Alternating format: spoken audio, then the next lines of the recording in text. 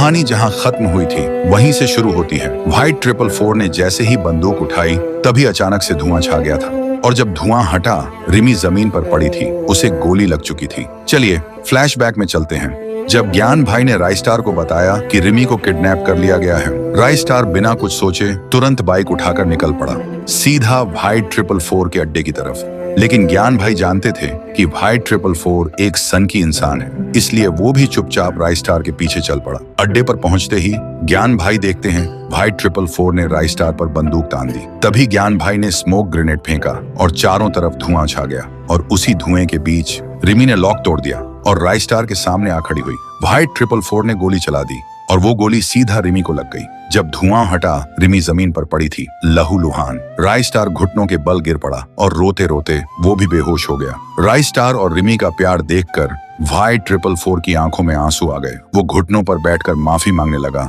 और बिना वक्त गंवाए रिमी को अस्पताल ले गया।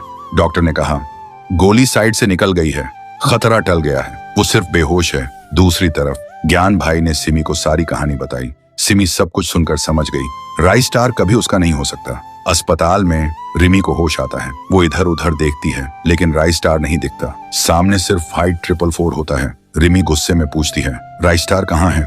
उसे शक होता है कहीं व्हाइट 444 ने कुछ किया तो नहीं। व्हाइट 444 कहता है, रिमी आओ मेरे साथ, और रिमी बिना कुछ पूछे उसके साथ चल देती है। इधर राइस्टार को होश आता है। वो देखता है सिमी के कमरे में है। सिमी उसके पास होती है। राइस्टार गुस्से से बोलता है, रिमी कहाँ है? सिमी कहती है, चाहिए ना रिमी, तो जैसे मैं कहूँ वैसे करना होगा।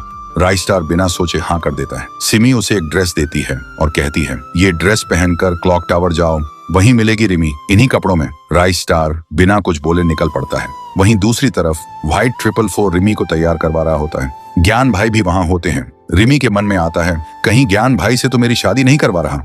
थोड़ी देर बाद राइस्टार क्लॉक टावर पहुंचता है। देखता है सारी शादी की तैयारी हो चुकी है। वो हैरान हो जाता है, ये सब क्या है? व्हाइट 444 कहता है, ये सब मेरी बहन सिमी का प्लान था। अस्पताल में उसने ही मुझसे कहा था ये सब करने को।